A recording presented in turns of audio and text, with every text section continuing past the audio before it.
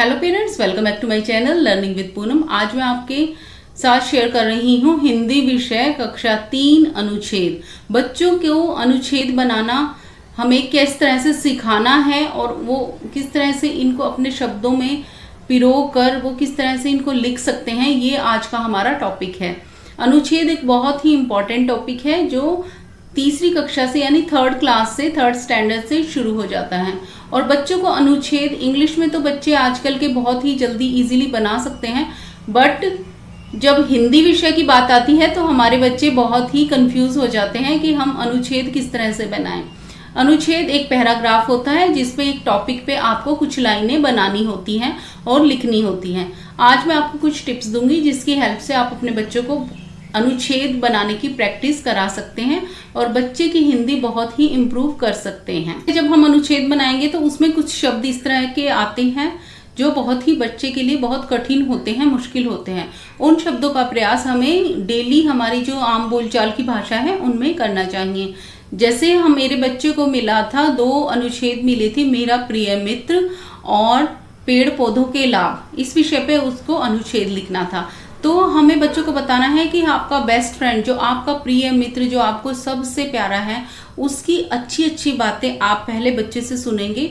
कम से कम 10 से 12 पॉइंट्स आप उससे सुनेंगे और तब उनको अपने शब्दों में लिखने के लिए कहेंगे।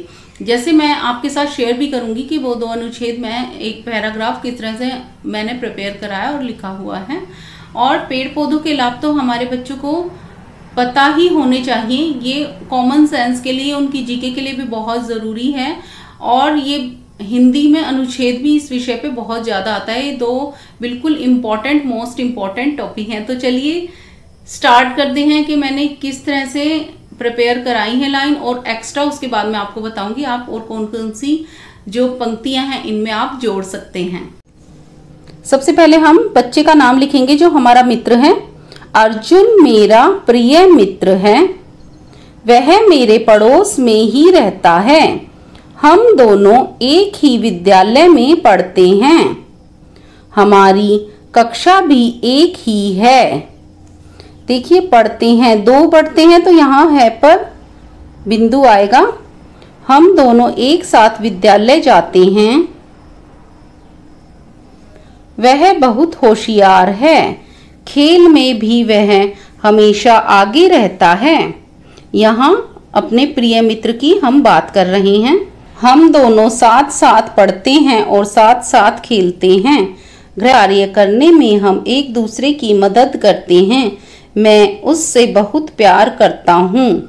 अर्जुन मेरा सच्चा मित्र है। यहाँ पूर्ण विराम आएगा।